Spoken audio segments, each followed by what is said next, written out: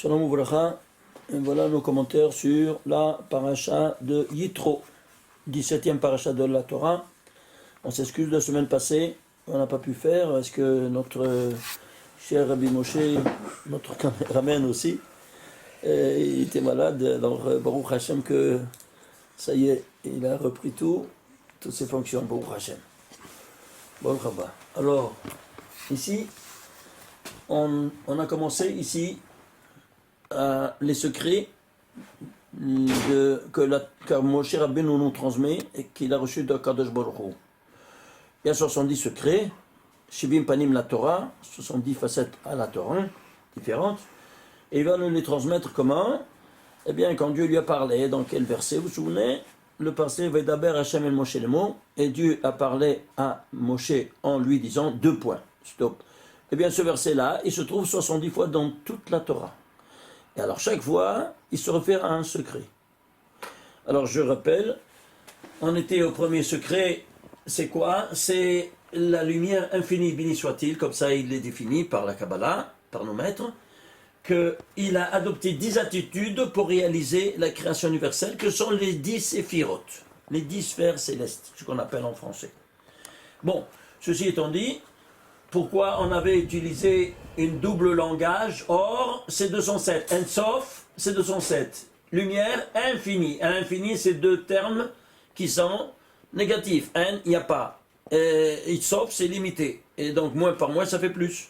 Et pourquoi? Parce qu'il y a ici, là-haut, l'essence divine, elle se définit par 2 notions différentes. Une qui donne et l'autre qui reçoit. Alors, il y aura ici 10 attitudes, 9 ces séphirotes qui vont donner de leur lumière, à la 10e, la malchut, la royauté divine, qui reçoit. Alors cette dualité hétérogène, elle se trouvera partout même dans la création universelle, entre le papa et la maman, comme vous savez, à la fin de la création des 6 jours. Eh bien, dans chaque niveau, à chaque niveau, soit végétal, soit animal, soit humain, tu as toujours quoi donc? Un qui donne et l'autre qui reçoit. Une dualité hétérogène.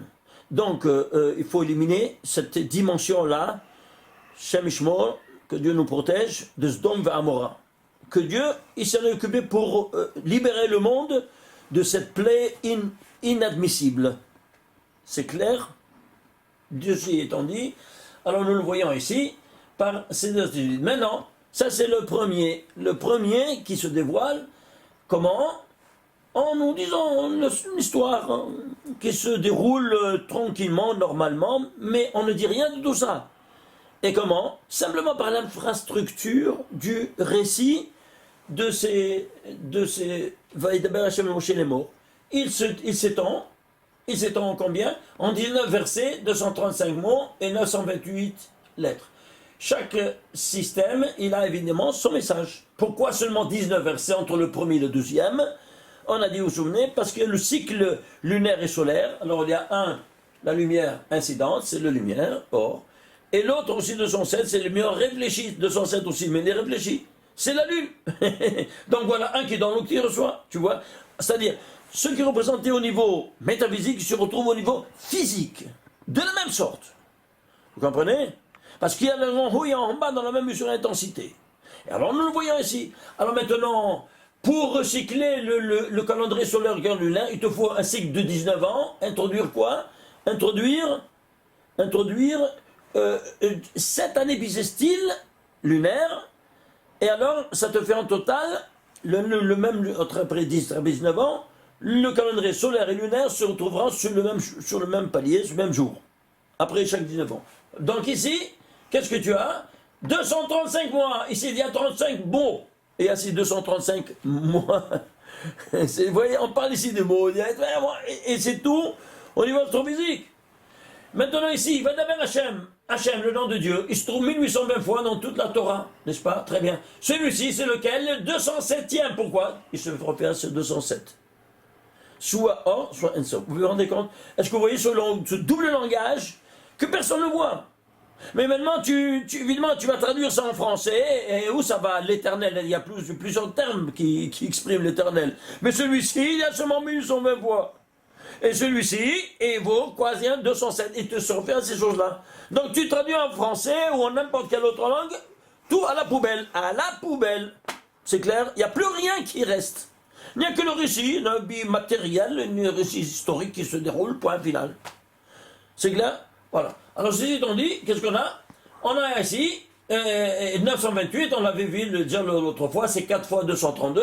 Dans les 4 mondes métaphysiques, c'est les noms divins totalisent, comme vous vous souvenez, 232. Très bien. Du premier, maintenant, le deuxième, c'est quoi? Alors, ici, c'est dévoile, elles sont Baruch. Le deuxième, les 10 attitudes. Les 10 attitudes seront les 10 plaies. Il agit immédiatement, tu parles des 10 plaies. Qu'est-ce que sont les 10 plaies? Eh bien, elles sont reparties en 2 catégories. La tête, les 3 de tête et les 7 inférieurs. Alors, on fait cette escalade. À travers les plaies, il y a les 7 plaies qui commencent du bas vers le haut. Parashat Vaïra, 14e parasha. Et puis, parashat de bas, 3 plaies. Donc 7 et 3. Voilà. Et chaque plaie, elle représente quoi? Une séphira. Une attitude, comment il s'est comporté. Pour gouverner le monde. C'est son monde, lui. Et lui, le grand patron. C'est lui qui l'a créé. Alors, il sait comment le gouverner. Et comment donc remettre les choses en place. Voilà donc comment ça se passe. Et là, il nous enseigne à travers ces plaies-là, dans le deuxième 70 des 70, il nous parle de toutes ces 10 plaies. Reparties en 2 parachutes, 7, parachutes Baïra et 3 dans Parashat de Bon. Très bien. Ceci étant dit, alors qu'est-ce que tu as? Tu as vu ça 1, 2, c'est-à-dire le premier et le deuxième. Non, le troisième, tu veux t'attacher à moi? Oui. Alors, troisième mitzvah, c'est quoi? Les tefillin. Je t'abarche mon... Alors, tu vas te lier. Alors, comment tu vas te lier? Alors, tu fais 7 tours avant, ici. Après, quand tu lis le message divin sur ta tête. Et après, tu fais les 3 tours autour du doigt majeur. 7 et 3. Exactement comme ici, on a fait cette escalade. Après 7 et 3, qu'est-ce que tu fais? Eh bien, maintenant, tu as les téfilines. Seulement, alors, tu peux commencer à ouvrir ta bouche pour prier. Si tu n'as pas le droit. Et alors, qu'est-ce que tu as? Quatrième des 70, on ne l'a pas vu, mais on devra le voir, mais ça t'achève bientôt. Eh bien, qu'est-ce que c'est? C'est la Shira. Ishtabar Shemo. La Shira, c'est quoi? La traversée le plus grand des miracles, n'est-ce pas? La traversée de la mer Rouge, comme vous savez. Et donc, l'hymne que Moshe Rabbeinu, il a tout de suite dit comme ça, instantanément, en disant ce qu'on appelle ce grand poème-là, le majeur, le plus grand cantique qui existe, n'est-ce pas, dans tous les livres saints, les tous 24 livres saints. Eh bien, c'est celui-là. Comment il a été fait? Bon, ça, allez voir Parashat Beshalach de la semaine passée, qu'on n'a pas pu faire, et j'espère qu'on va le transmettre bientôt. En tout cas, faisons maintenant pour l'instant la chose de cette semaine. Alors, tu as loué le Créateur. Alors maintenant, qu'est-ce qu'on est? Et alors Dieu se dévoile à toi. Toute cette infrastructure va se dévoiler à nous. Comment? Dans le cinquième des 70. Alors là, c'est spectaculaire. Pourquoi? Parce que c'est le dévoilement divin. Où ça? Au Mont Sinaï. Et il nous donne quoi? Les 10 commandements. Ce sont les 10 séphirotes qui vont être parlantes. À travers quoi? À travers des comportements qui te commandent d'adopter. Comme lui l'a adopté pour réaliser le monde, il te commande de les adopter pour respecter comment le monde a été créé. Et pour ne pas le profaner. C'est clair maintenant? Parce que tu es venu dans ce monde seulement avec ce permis-là, de ne pas les profaner. Ah, tu veux profaner? Bah, dehors, en dehors de ce monde-ci. Alors, il y a condamné à mort, ou bien condamné à mort s'il n'y a pas le Bédine, ben, il y a le Bédine du ciel. Il le condamne à mort. Un petit accident qui vient, il envoie. Il vient un corona, il balaye le monde de toutes ces plaies-là. C'est clair maintenant? Alors, vaut mieux écouter ce que le patron nous ordonne de faire pour respecter son monde. Alors, on est arrivé ici au 5e. Ce 5e, alors regardez comment il se comporte. Ce 5e, ce sera le reflet du premier. Regardez, c'est quelque chose de spectaculaire. Alors, on va prendre ici, voilà, je vais, regardez. Alors, ici, on a ici le cinquième, vous voyez ici, le cinquième. On va du premier au cinquième, on va faire une comparaison. Ici, il y a 19 versets, on a dit 235 mots. Ici, il y aura 235 versets. Est-ce que tu vois ça? Ce 235, il est en mots. Il se trouve ici en versets. Du cinquième au sixième, il y a 235 versets. Pourquoi? Parce que c'est la même carte d'identité, mais ici en détail. Ici, c'est en mots. Ici, mais c'est en versets. Les versets, c'est plus grand. Oui, mais ces mots-là deviennent des versets pour maintenant aller encore dans les détails. Vous comprenez?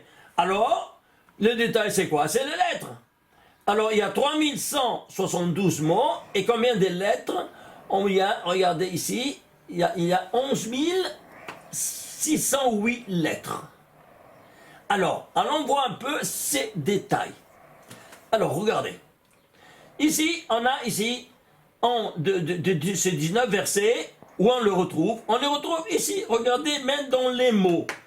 Il y a 3172 mots, c'est quoi? Tu le décomposes, Ilen Alilen, dit Rabbi Shimon Bar Yochai. Alors ça devait 4 fois 13 fois 61. 62, puissance 2, c'est 4, évidemment. Alors c'est tout le nombre premier. Eh bien, 13, c'est le septième nombre premier, 61 sur 19, regardez comme il est caché du caché. Dans tous les 4 mondes métaphysiques, n'est-ce pas, que nous étudions, avec le Pshat, le Remez et le Drash et le Sod, eh bien, il y a 7 fois 19. Le voilà, les 7 fois 19 qu'on a vu au premier ici. Dans un cycle de 19 ans, tu devrais introduire 7 années bissextiles. Et ça, 7 fois 19 dans la Hatzilut, 7 fois 19 dans la Bria, 7 fois 19 dans les Sérins, 7 fois 19 dans la Asiya. Tu vois ça? Incroyable, hein? Et ça, c'est quoi? Ça, c'est en mots qui existent ici. Alors, regardez maintenant, chaque dimension, qu'est-ce qu'elle possède? Vous comprenez? Ici, on a vu ici, c'est quoi? 7 fois 19. Eh bien, le voilà 7 fois 19 ici, en mots. Comme on l'avait vu ici en mots, on le retrouve aussi en mots, mais en nombre premier. Maintenant, qu'est-ce qu'on a? Alors, on voit en lettres. On avait vu ici 928 lettres, c'est 4 fois 232. Très bien. Et ici, c'est quoi? Alors, on voit. Regardez. 11 608 lettres composent ces 235 versets. Ilen Alilen, décompose-le. Allons voir la racine. C'est 2 en puissance 3 par 1451. C'est quoi 1451? Ben, c'est un nombre premier, indivisible, lequel, en ordre chronologique, c'est le 231e nombre premier. 2 en puissance 3, c'est 8 fois 231. Incroyable! Si quelqu'un n'étudie pas la Kabbalah, il ne connaît pas, tout ça c'est parlant à nous, direct. C'est quoi 231? Eh bien, suivez-moi. Pour décoder tout le message divin, il y a 231 permutations des 22 lettres de l'alphabet et de la langue sainte. Et alors, tu décodes tous les secrets que le Créateur t'a enfermés dans ces 231. Adbash, Albam, Aikbach, vous connaissez, j'en ai 3, 7, 3, 4 que j'en viens de citer. Il y a 231. Tu les connais? Eh bien, tu dévoiles tous les secrets que le Créateur t'a renfermés dans son message. Et comment tu le sais tout ça? Tout, je le sais. Eh bien, Dieu l'a transmis à Moshe Rabbeinu. Comment? Il lui a parlé PLP Adaberbo. Je lui parle de bouche à bouche, comme ça le témoin la Torah. Regardez, c'est écrit ici, dans ce verset. Bamidbar, dans le nombre, le 12e chapitre, 8e verset. Qu'est-ce qu'il dit texto? PLP Adaberbo. De bouche à bouche, je lui parlais, comme ça dit le Créateur. Oma Evelon Berizot, et je vais, et en vision directe. Et pas avec des visions nocturnes. C'est clair ou pas? Alors, et tout ça, pourquoi vous parlez de cette manière à mon serviteur Moshe? Parce qu'il commençait à se plaindre et tout ça. Alors, il n'y avait pas l'eau, évidemment, c'est tout dans le désert. Alors, il lui dit, eh bien, tu prends tout ce verset-là, tu prends le Mispar Katan. C'est quoi Mispar Katan? C'est le concentré, le jus.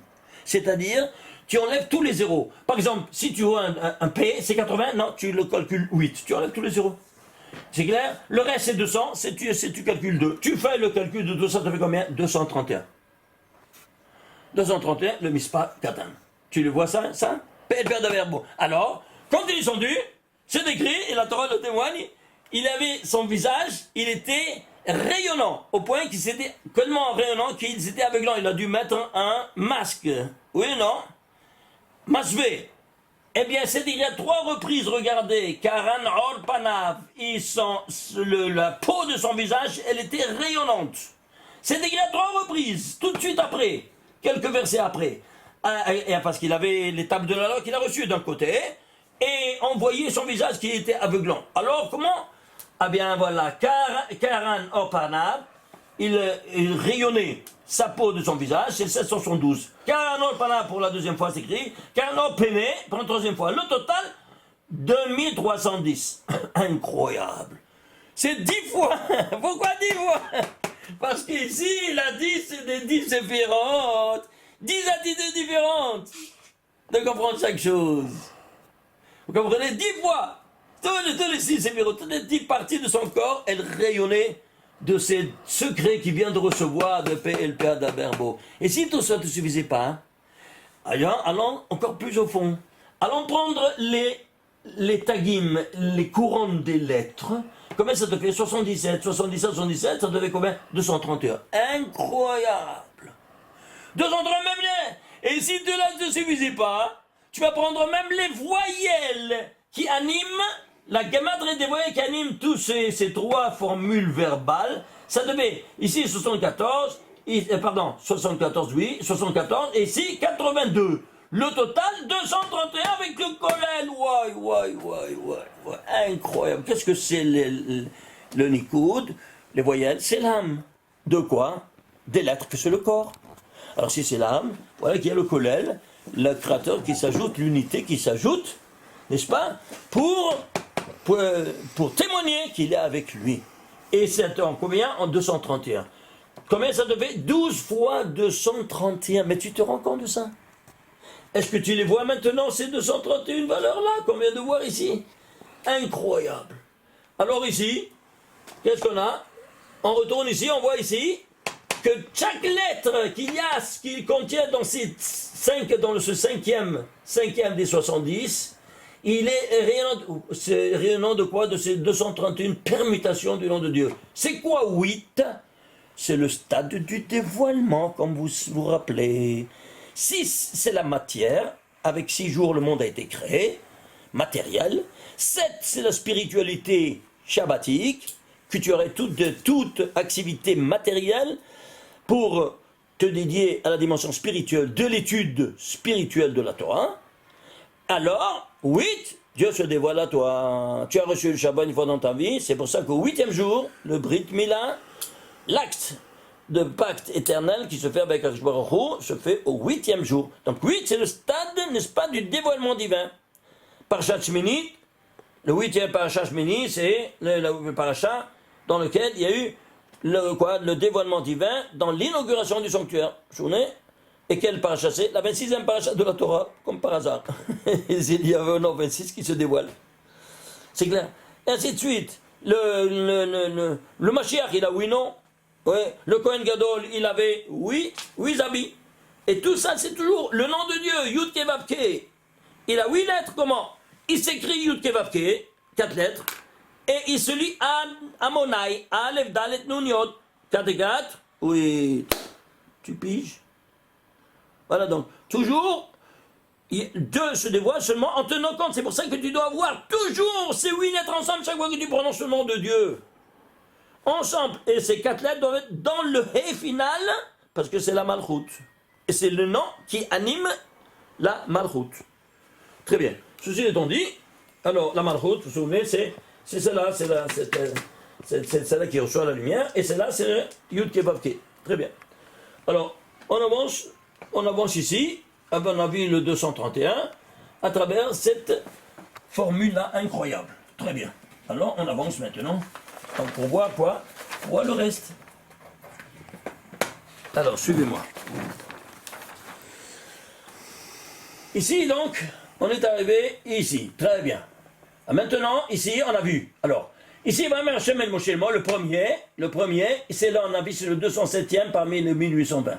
Et ici, celui-ci, lequel est-il? Celui du 5e, le dévoilement maximum, c'est quoi? Eh bien, regarde, c'est le 380e des 1820. C'est quoi 380? Ben, c'est 20 fois 19. Et c'est quoi 20? Je ne sais pas. Il n'y a pas 20. Il n'y a pas 20. Tu écris 20 en lettres. C'est quoi? C'est Esrim. Tu vois ici, Esrim en lettres otiotes.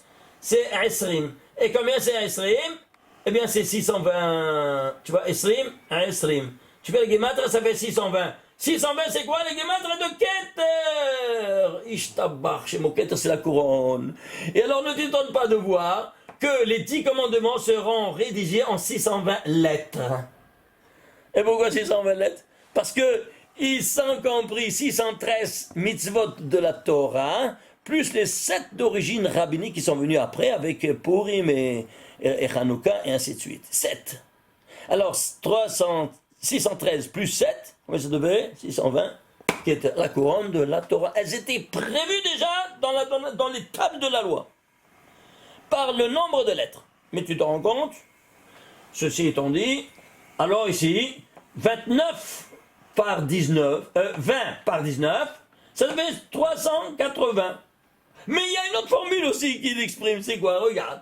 19 plus 19 au carré. Aïe, aïe, aïe, c'est quoi 19? De nouveau, on repasse, on arrive de nouveau au départ. C'est 19 versets du départ. Tu vois? Le recyclage entre les deux lumières incidentes et réfléchies. Et ici, 19 plus 19 au carré. Pourquoi? Il y a 3 lumières, on nous dit. Attention, que ça dit 3 lumières? Eh bien, il y a une lumière qui est dans les 2 autres lumières, qui se multiplient. Qui c'est cette lumière-là? Ben, c'est, on a vu les 9 lumières des 9 séphirotes qui donnent à la 10e. Oui? Alors, ça c'est la 10e séphira. Alors, elle n'a pas de lumière, elle redonne 9 à la 10e, ça fait 9 plus 10, ça fait 19. Allez, voilà, 19 c'est dans l'ensemble des 2. Alors, c'est quoi? Eh bien, c'est là, qui c'est? C'est quelle qui reçoit? C'est la première femme. Au niveau humain, c'est Chava. Chava, c'est combien? C'est 19. C'est clair ou pas? Alors, c'est 19. Voilà donc que ici, tu as ça s'appelle au niveau métaphysique la Malchut, la Shechina. Et ça, c'est Kucha Berichu. C'est clair? Oh, and sof. Vous voyez ces 2 notions? On les revoit ici, on les revoit même dans chaque fois que tu prononces une bracha ou tu fais une action, tu dis les Shem Yichud Kucha Berichu Shente. Tu, au nom du Kodol Mouchou de la Shechina, tu veux Yichud, de l'union, tu dois les unir. Parce que tant qu'ils sont unis, toi tu les unis, avec quoi? Avec tes actions. Alors il y a la bénédiction divine, il y a l'abondance, il y a les enfants, le papa et la maman sont enfants, sont ensemble, il y a des enfants, il y a tout. Mais si tu fais des péchés, tu causes là-haut qu'ils se séparent.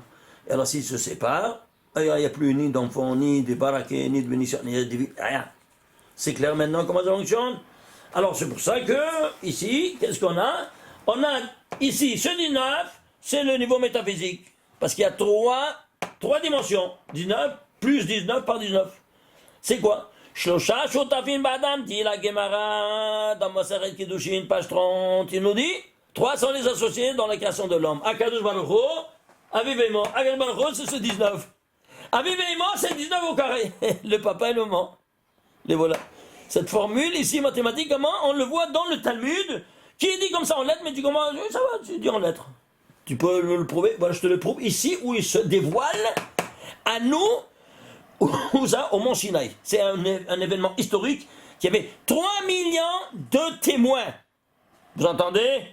Ce n'est pas un qui dit, j'ai reçu comment ça s'appelle, la prophétie par Gabriel. Gabriel, c'est Gabriel. J'ai vu, Gabriel est venu, il m'a donné le Coran. Trop bien. L'autre, il dit, j'ai aussi le comme ça, il a dit, mon créateur, je suis le Saint-Esprit incarné. Qui me transmet ces choses-là? Qui me dit ces choses-là? Voilà. Vous comprenez? C'est seulement des choses que, seulement, il est lui témoin, il n'y a pas d'autre témoin. Ici, il y a eu 3 millions de témoins qui nous a parlé de cette sorte, mais de manière la plus spectaculaire. Et alors maintenant, allons voir maintenant comment il nous a parlé. Très bien. Alors, ceci étant dit, on va rentrer maintenant dans les détails. Ok? Alors, suivez-moi. Alors, pour rentrer dans les détails, qu'est-ce qu'on doit faire? On va prendre les 10 commandements. Les 10 commandements, c'est le barème de ces 10 séphirotes. Très bien. Mais, pourquoi ils sont 10? Parce qu'il y a 3 de tête et 7 inférieurs. Oui, non? Alors, il y aurait ici, puisque il y a ici 3 de 7 inférieurs, nous aurons ici le voilà les 10 commandements. Regardez. Alors, Dieu il a commencé la Torah par quoi? En nous disant Bereshit bara Elohim. Au commencement, créa l'Éternel, le ciel et la terre. Nous dit le Zohar pourquoi le nom de Dieu Elohim va en troisième donné. Pourquoi en troisième? Dieu a créé au commencement le ciel et la terre. Pourquoi il vient en troisième lieu? Tu sais pourquoi? Tu veux savoir qu'est-ce que c'est Dieu? Eh bien tu dois commencer à étudier à fond qu'est-ce que c'est Bereshit au commencement, le vecteur temps. Bara, tout l'espace. Et après, Elohim se dévoile à toi, c'est-à-dire à travers l'étude et la recherche, même scientifique, de toutes les données. Combien le cerveau humain arrive à comprendre? Eh bien, tu découvres ton créateur. Alors, il vient en troisième lieu. Alors, si c'est ainsi, c'est l'esprit dans la matière, qui va rester dans la matière, dans chacun de nous. Alors, cet ordre-là, il va se dévoiler maintenant en premier, c'est-à-dire où? Au Mont Sinaï. Alors, je dois maintenant ces 3 dimensions, temps, espace et matière, l'esprit dans la matière, vont maintenant se dévoiler en premier lieu Elohim. Elohim, tu vois, Elohim c'est comme par Aleph, c'est le premier lettre de l'alphabet. Ici, ça commence par le deuxième lettre de l'alphabet. Parce que ça, c'est un stade. Comme il a fait Abraham Avinu, il commence à étudier, à chercher sur ce qu'il a trouvé. Alors, tu dois maintenant réglementer le vecteur de l'esprit de Elohim.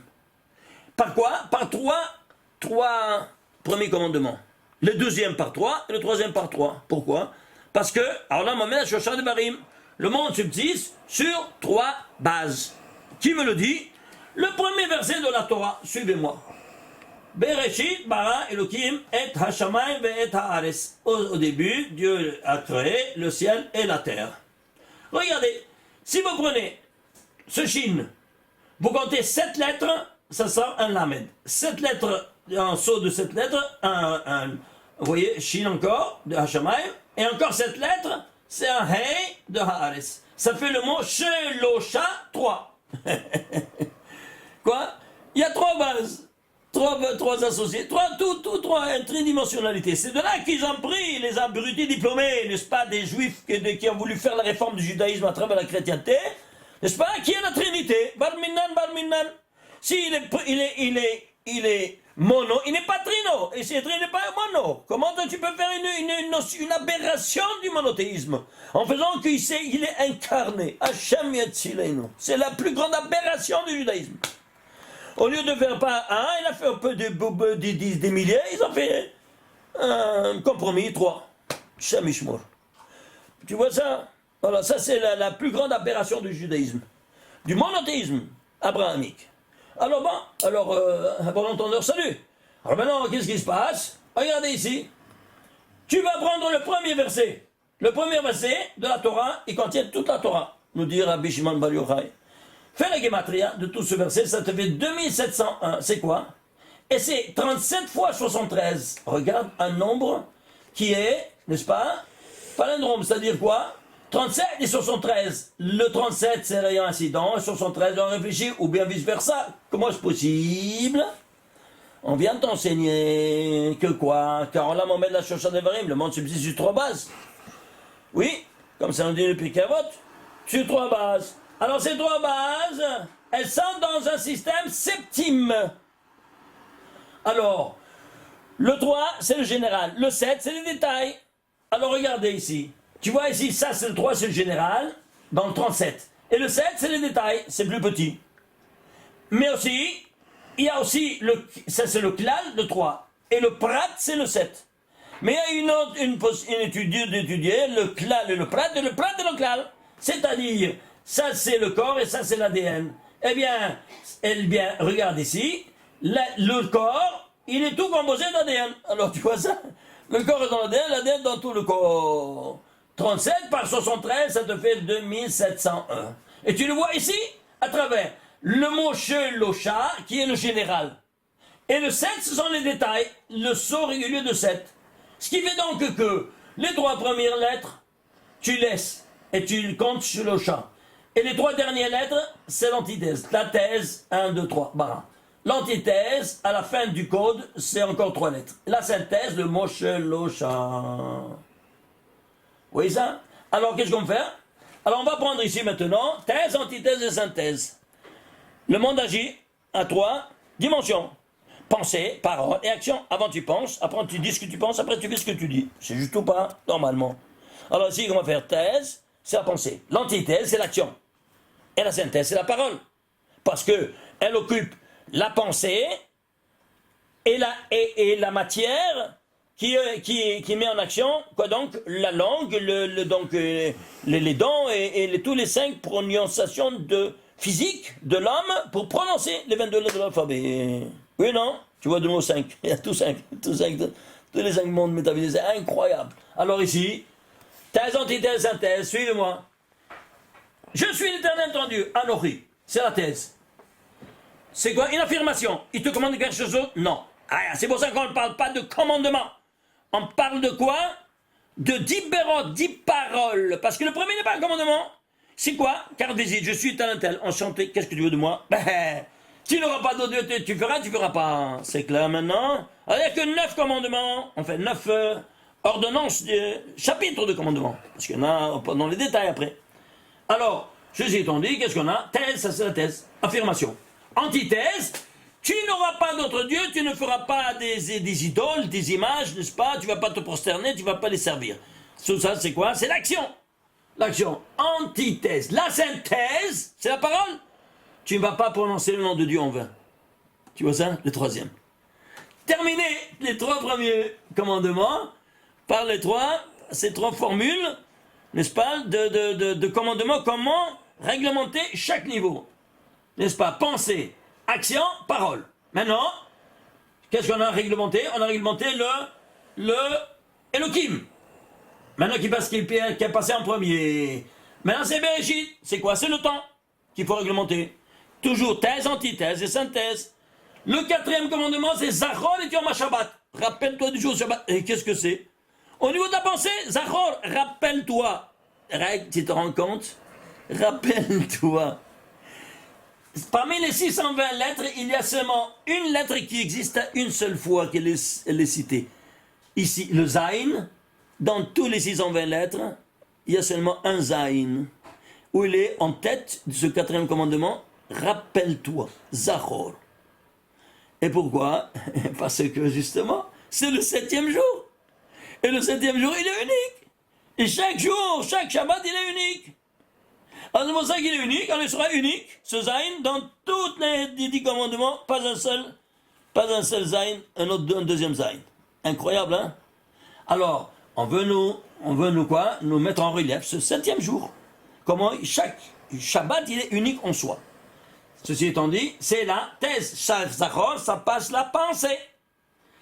La 2e, antithèse. Thèse. Antithèse, c'est quoi? Eh bien, l'antithèse, c'est honore ton père et ta mère. Et où c'est l'action? Et où est le temps, avant tout? Le temps, tu sais pourquoi? Qui est venu avant toi? Eh bien, c'est ton père qui t'a fait naître et ta mère. Très bien. Et pourquoi il représente le vecteur temps? Eh bien, c'est simple. À la fin de la vie, qu'est-ce qui se passe? Eh bien, le pauvre, il veut boire. Il n'arrive pas à boire, il tremble. Alors, tu dois, toi, lui donner à boire. Toi, tu dois lui donner à manger. Toi, tu dois lui donner à t'habiller, à s'habiller et tout ça. Et alors, qu'est-ce que tu fais? Tu lui rallonges sa vie. Oui, non, tu rallonges encore les jours existants sur Terre. Sinon, qui va s'occuper de lui? Alors, qu'est-ce qu'on fait? Eh bien, c'est pour ça que c'est écrit après. afin que tes jours s'allongent. Il te dit exactement après le commandement, honore ton père et ta mère, afin que afin que les jours de ta vie s'allongent. Pourquoi? Mida keneged mida, œil pour œil, dent pour dent, n'a jamais chômé dans la Torah. Tu as rallongé le temps de vie de tes parents, toi aussi tu auras ton temps qui sera rallongé de la même sorte. Tu piges? Alors c'est quoi? C'est par l'action fondamentale. Évidemment, tu lui respectes tout ça avec la parole quand tu es jeune et tout ça. Mais après, il n'a plus besoin de toi encore plus que quand lui n'est plus dans ses facultés physiques. Alors, tu as l'antithèse ici à travers l'action. Et la synthèse c'est quoi? Le 6e commandement, c'est l'antirsar, tu vas pas tuer. 1 minute, qu'est-ce que ça veut dire je vais pas tuer? Qu'est-ce qui est plus fréquent? Tuer une personne avec un poignard ou un pistolet ou bien par la parole? Par la parole, il y a une personne, quand tu le descends au point tel qu'il sent qu'il veut être sous terre 2 mètres plutôt que d'avoir eu cette honte publique que tu lui as fait en le déshonorant, ou en disant des choses mal sur lui. Eh bien, c'est décrit dans la Torah, tu l'as tué. Tu as versé son sang, chauffé et d'amo. Comme ça, c'est décrit. Tu as versé son sang parce qu'il est devenu rouge, ou non? S'il est devenu rouge, il dit, je préfère être 2 mètres sous terre plutôt qu'avoir cette honte. Il est devenu rouge parce que tu as versé son sang, il est monté tout à la tête. Et ça s'appelle verser son sang. Alors, c'est le plus fréquent quoi? La parole. Plus fréquent qu'un acte de tuerie même physique. Vous comprenez ça maintenant? Très bien. Alors on a réglementé Elohim et Bereshit. L'esprit qui est dans la matière, maintenant le temps, maintenant l'espace. Ah, l'espace maintenant, où ça? Et l'espace, c'est qui contient la matière évidemment. Alors regarde ici, parce qu'avant c'est l'esprit, l'esprit c'est Dieu, maintenant c'est la matière. Regardez. Lotinaf, alors c'est quoi? C'est thèse, pensée.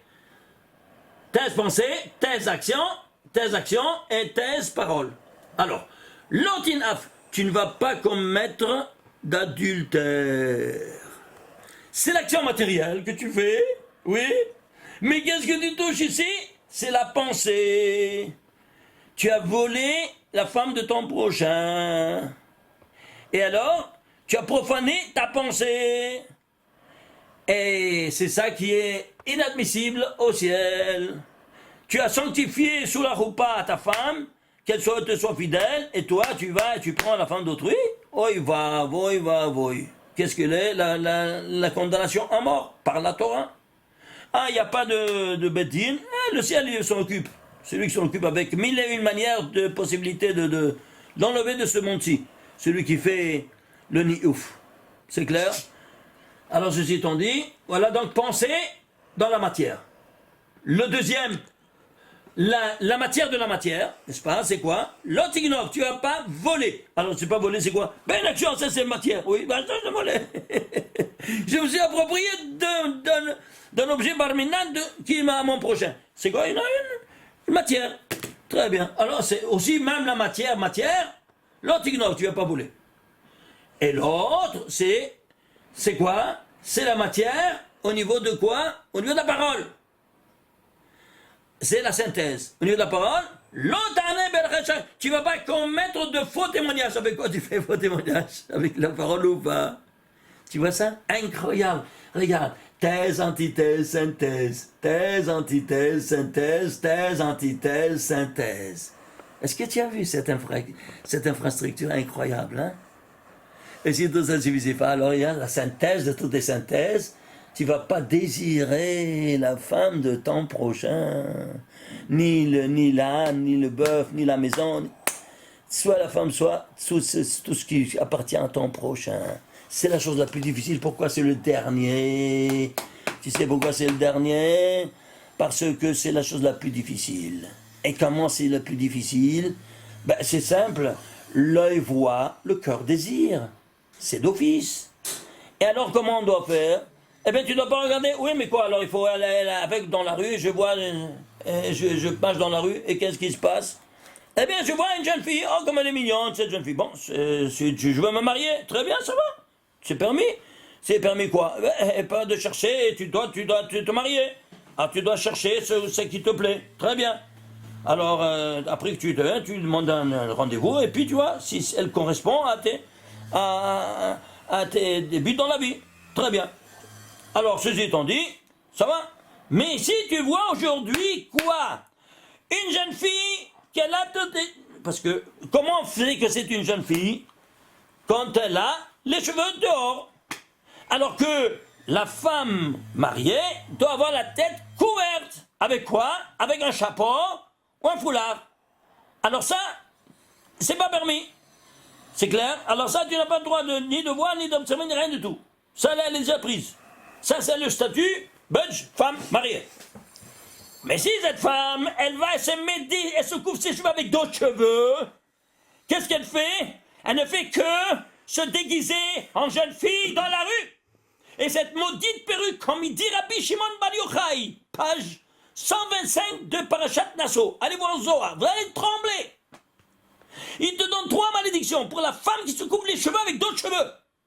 La perruque, je parle bien. Il te dit la première, Miskenota Lebeta.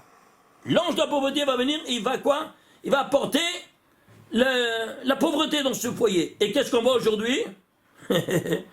On voit l'écroulement de l'économie mondiale. Pourquoi? Combien de femmes se couvrent la tête? Et si elles se couvrent des religieuses, et comment elles se avec quoi? Avec une perruque.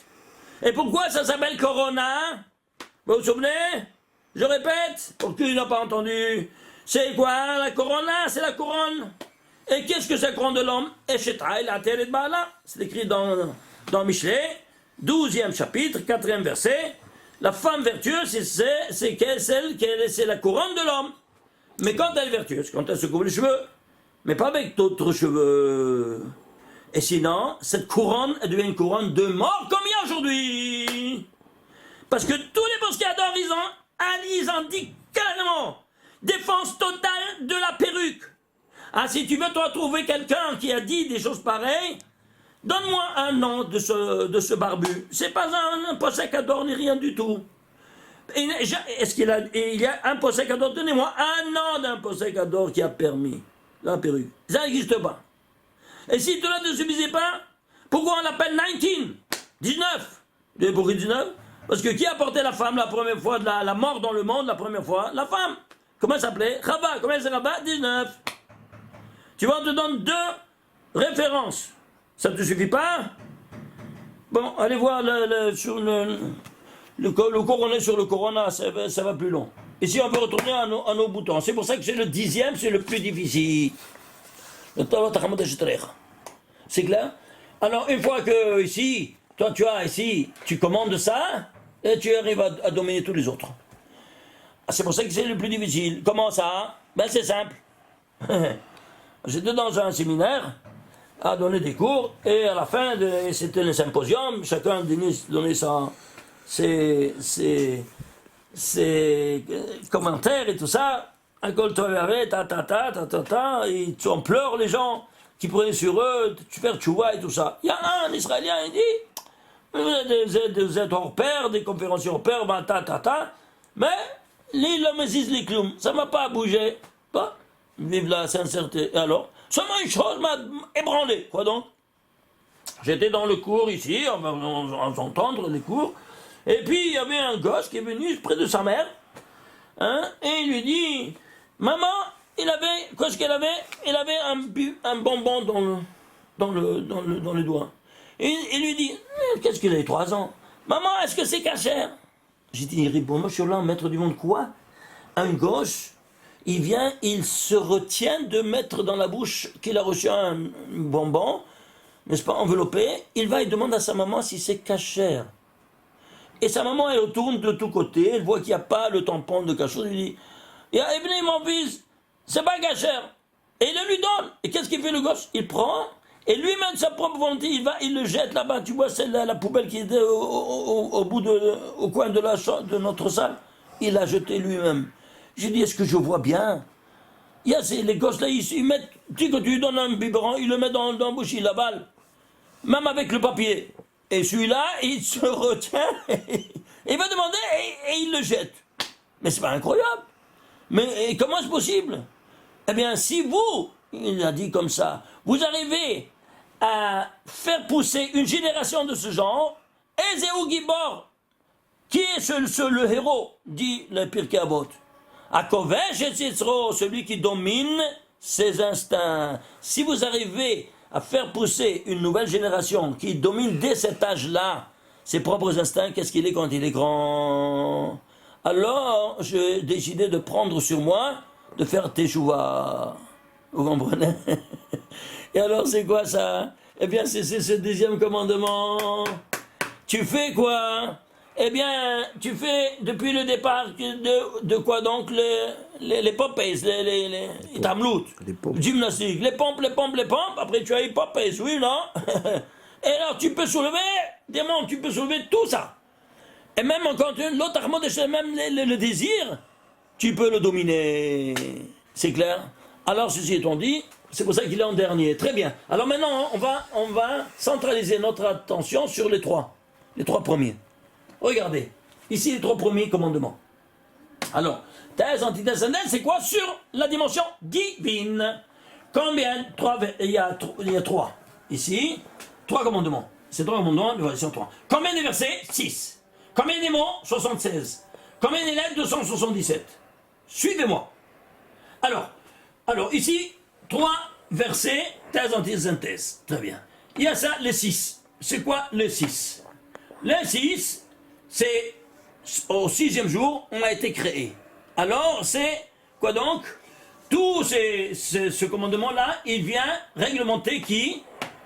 La créature, qui est la synthèse des 6 jours de la création. Combien c'est 76? 76 mots, c'est quoi? 4 fois 19. Incroyable. 4 fois 19, vous vous souvenez 4 fois 19? Très bien. Et ici, c'est quoi?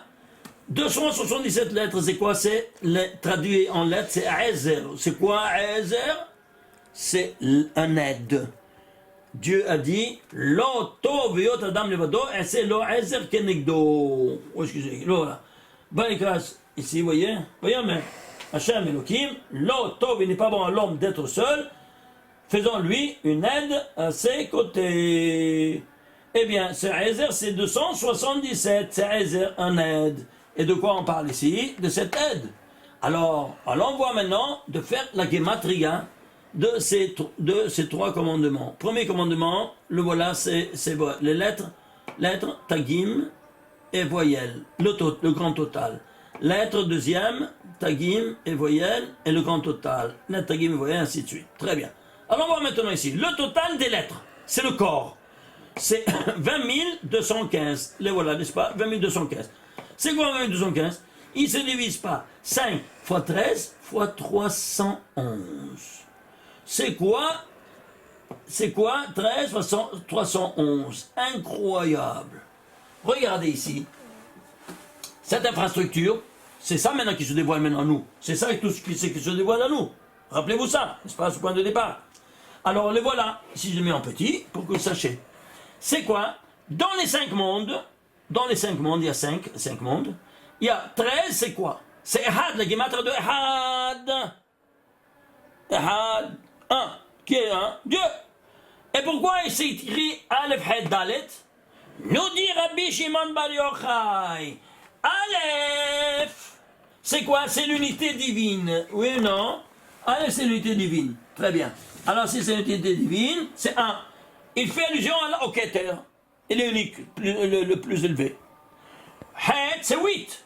Les 8, ce sont les 8 séphirotes en bas du Keter, les 8. Qui donnent ensemble ça plus ça, donnent à la Malchut, qu'elle s'appelle, elle a plusieurs noms, elle s'appelle Dalla Va'ania. Vous voyez ici le nom Dalla Va'ania. Vous voyez, Dalla Va'ania, c'est-à-dire elle est pauvre. Elle est appauvrie quoi? De lumière, elle n'a pas de lumière. Dal, c'est le pauvre. Et pourquoi elle est pauvre? Et quand c'est pauvre, parce qu'il n'a pas de lumière. Elle ne fait que recevoir du mari. Alors c'est pour cela qu'elle s'appelle Dalet, l'initiale. Aleph, Het, Dalet, c'est quoi? c'est 1 et 8 et 4, ça fait 13, segment de 13. Et c'est quoi 311? Eh bien, tu as vu ces 10 séphirotes, comment elles sont structurées? Thèse, antithèse, synthèse, thèse, antithèse, synthèse, thèse, antithèse, synthèse, et ça, c'est la synthèse de toutes les synthèses. Alors, qu'est-ce que tu as? Tu as ici 3 axes, tu vois? Emtsa, Yemin, Small. Thèse, antithèse, synthèse. Et alors? Eh bien, tu prends les initiales de Emtsa, c'est au milieu, le milieu. Yemin, droite. Small, gauche. Tu prends les initiales, ça te fait Ish. Ish, c'est quoi? 311, 310, 311, incroyable, et voilà, ici, la valeur numérique des trois commandements, en 6 versets, qui valent, dans les 5 mondes, dans la Madame Kadmon, 13 fois 311. Dans la Tzilo, 13 fois 311, dans la Bria, dans les Sira et dans la Asiya. C'est pas incroyable? De quoi? On parle de toute cette infrastructure métaphysique qui sort maintenant dans les 10 mondes. Et dans le premier sujet qui est le divin, il aura cette infrastructure parce qu'il a adopté ces aptitudes-là. Et regardez comment la Torah nous parle dans un langage numérique qui est tout caché, du caché, par tout le monde, au monde entier. Personne ne sait ça. Alors pourquoi? Parce qu'ils ne savent pas qu'est-ce que c'est 311, ils ne savent pas qu'est-ce que c'est de 13, parce que c'est 5. Ça va, ils ne savent pas faire la décomposition du total. Et tu n'arrives pas à dévoiler toutes ces choses-là. Ce petit chose-là, je l'ai mis en grand ici. C'est clair maintenant? Alors maintenant, ceci étant dit, ici on a ici cette dimension qu'on vient de voir. Alors on va continuer. On va voir ici maintenant quoi? Les tagim. La valeur des tagim, c'est 1477. Tu sais combien des tagim ils sont? 211 tagim. Incroyable. C'est quoi 211? C'est le secret, vous vous souvenez, de la conception. Dans Moed Katan, tu es allé voir dans l'avant-propos du Talmud, n'est-ce pas, avant-propos de Moed Katan Aleph, tu le vois ici, Sodaribur, le secret de la conception. Que ce sont les lettres Baharad. C'est un code Baharad. C'est quoi? Bet, il te dit Bet, Hey, Resh Dalet. Bet, c'est au 2e jour. Hey, c'est la 5e heure du 2e jour de la création. Et Rad, 204 fractions d'heures, parce que les heures se divisent en 1080 secondes. Eh bien, qu'est-ce qui a été créé? Elle a été conçue, la Lune. Et elle a été créée au 4e jour.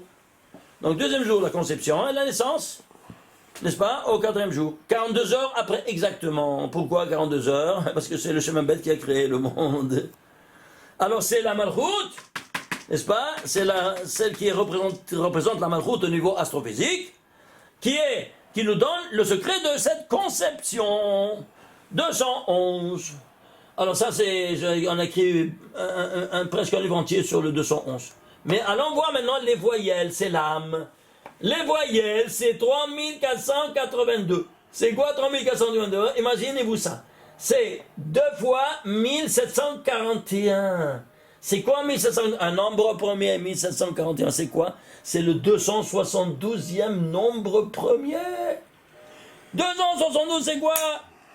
Viens le Talmud, dans Maseret Nida, il nous dit, il n'y a pas une femme qui n'accouche que au 271e jour, 272e jour, 273e jour. La moyenne des 3 dates qu'il donne. Pourquoi 3 dates?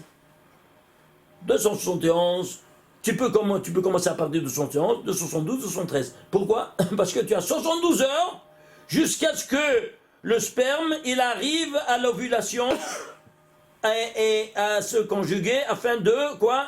Afin de faire la conception. Et alors, ça prend des fois jusqu'à maximum 72 heures. Alors 72 heures, c'est 3 jours. Alors 271 ou 212 ou 213. Ça, 272, c'est la moyenne des 3. Pourquoi à 2? À 2 reprises. Alors imagine-toi, regarde ici. Le premier, il donne quoi? Il donne la conception. Et l'autre, la naissance. Je t'embarque, c'est bon. C'est incroyable. Le même langage. Où ça? Il te donne ici, dans cette dimension des 3, de la spiritualité. Pourquoi la spiritualité? Parce que l'homme, il est doté d'une âme. C'est clair. D'où se provient cette âme? Eh bien, derrière d'ici, directement du Créateur. Et de là, tu vois, de ces 10 commandements, ces 3 commandements de tête qui parlent que du thème de Dieu. Comment réglementer la présence divine parmi nous. Eh bien voilà.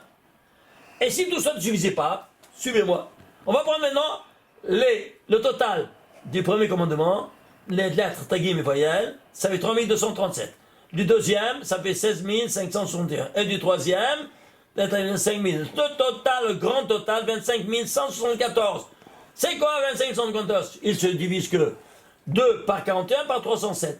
41, c'est le 14e nombre premier. Et soit 307, c'est le 64e nombre premier. 2 fois 14, c'est 28 fois. Combien de nombre premier à 28 fois 64? Ouais. C'est quoi 28 fois 64? Suivez-moi.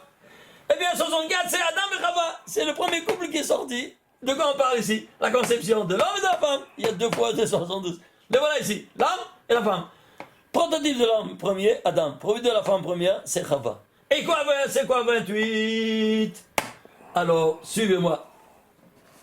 Regardez. Ici, tout part du premier verset, on a dit.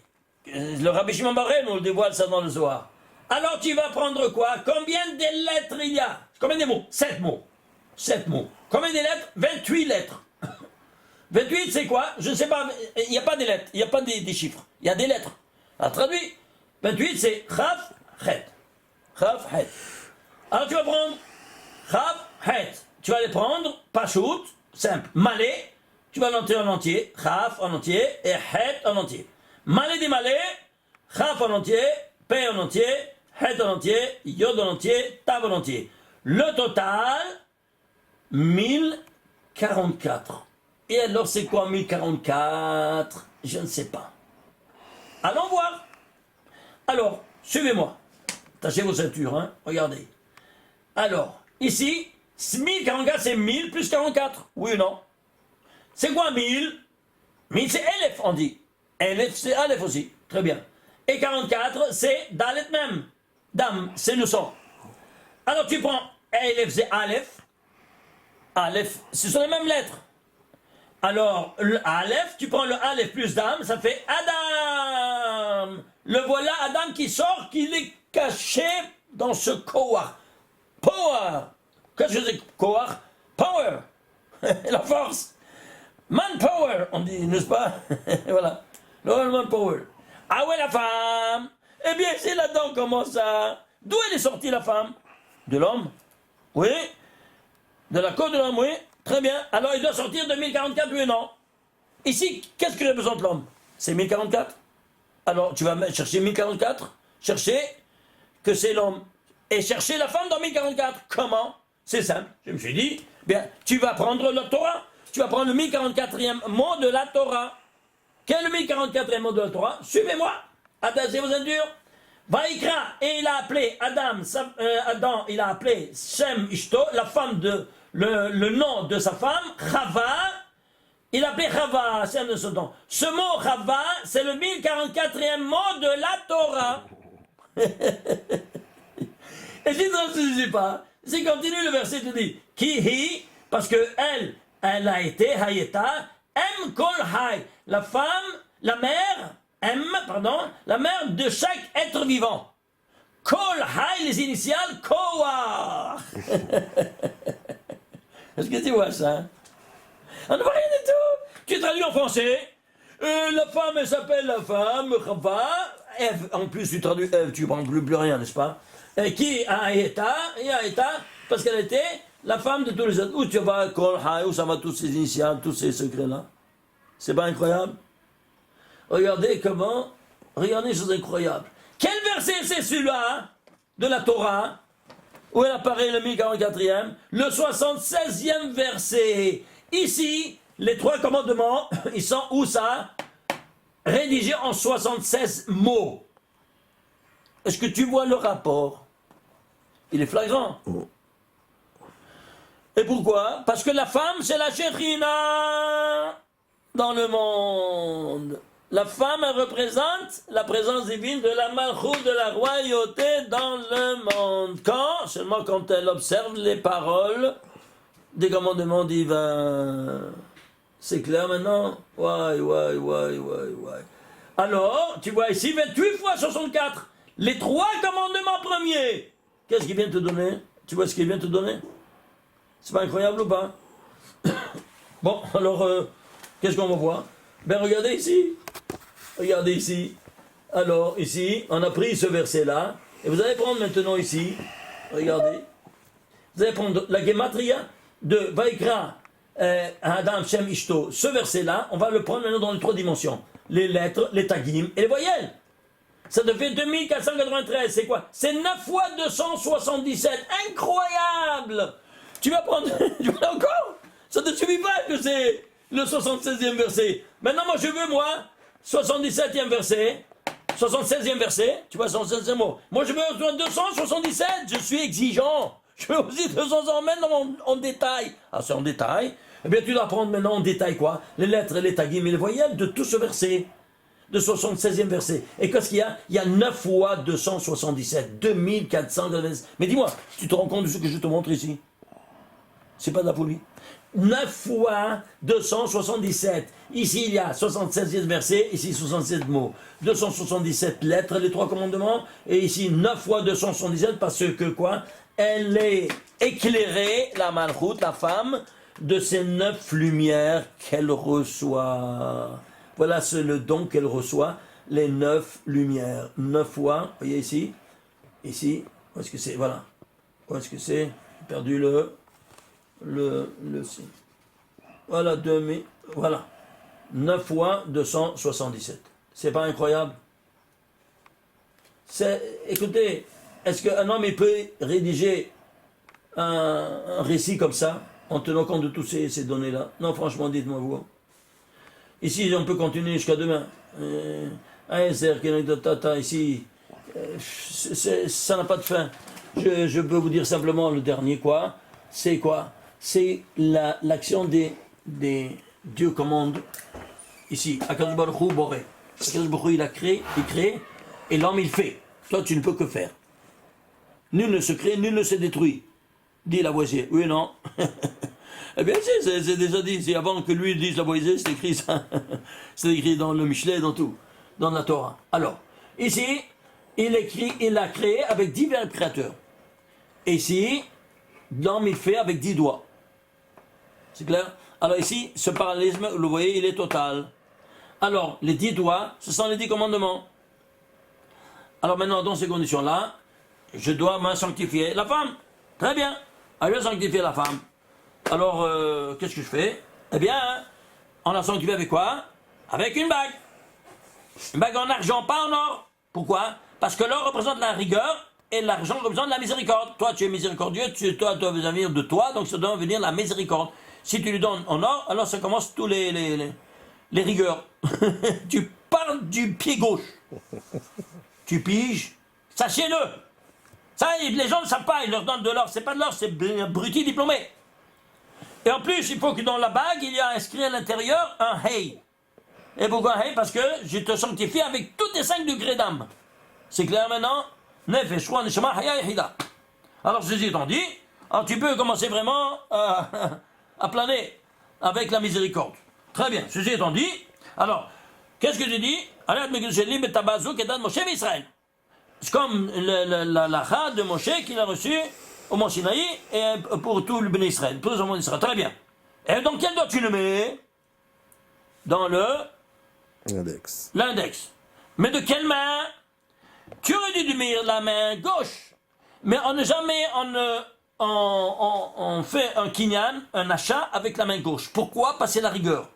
Alors, il y a l'index de la main droite qui va être le chaliar, l'envoyé de l'index de la main gauche pour acquérir en son nom. C'est clair? Afin que la miséricorde, c'est la droite, et la rigueur, c'est la gauche. Afin qu'il n'y ait pas de rigueur. C'est pour ça qu'on élimine toutes les données de rigueur. L'or, wallo. C'est rigueur. L'argent, comme ça dit Rabbi Shimon bar Yochai dans le Zohar. Zahav, c'est Dina. Kesef, Raham, 4 mots télégraphiques. Ça te suffit pour comprendre. C'est clair? Alors, ceci étant dit, qu'est-ce qu'on a? Alors, tu vas le prendre ici. Tu vas prendre ici la main droite. C'est-à-dire quoi? L'index de la main gauche. La main gauche, c'est quoi? Alors, il y a 5 doigts. 1, 2, 3, 4, 5, 6, 7, 8, 9. L'index de la main gauche, c'est le 9. Elle est l'envoyée du 9e doigt. C'est quoi le 9e doigt? C'est le 9e commandement. Hein? Le 9e commandement, c'est quoi? Que tu ne vas pas commettre de faux témoignages. Et qu'est-ce que tu es en train de faire maintenant? Sous la roupa, devant 2 témoins.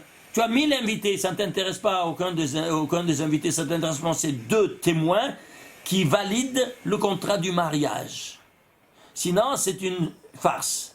Alors, tu es en train de commettre un témoignage. De quoi?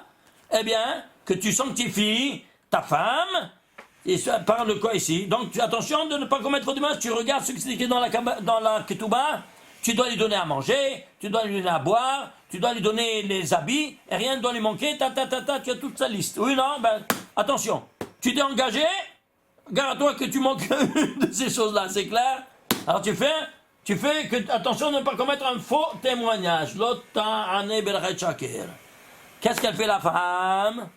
Elle enlève, et qu'est-ce qu'elle le met? Où elle le met? Dans quel bras? Dans quel doigt? Dans quel doigt elle le met? Dans la main gauche.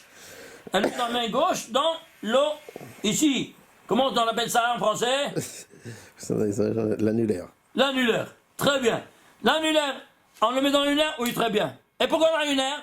Bah, c'est le 7e. Et qu'est-ce que c'est le 7e? Bah, allons voir le 7e. Le 7e?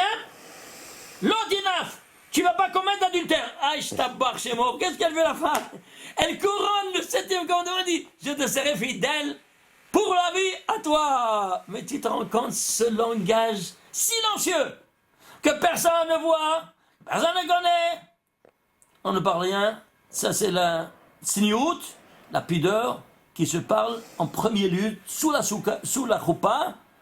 Le premier acte du mariage, le voilà de comment les époux se parlent. Regardez cette grandeur, hein, et cette beauté-là. Où tu trouves ça? Ah, ça alors, qu'est-ce qu'il te dit?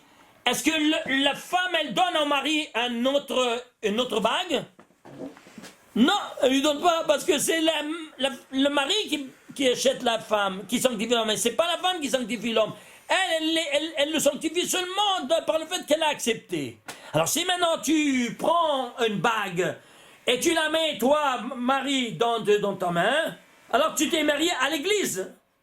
Parce que ce n'est qu'à l'église qu'ils font des bêtises pareilles. C'est clair maintenant? Voilà, ceci étant dit, à bon entendeur, salut. Alors ceci étant dit, qu'est-ce que tu as? Tu peux comprendre maintenant le discours des 10 doigts.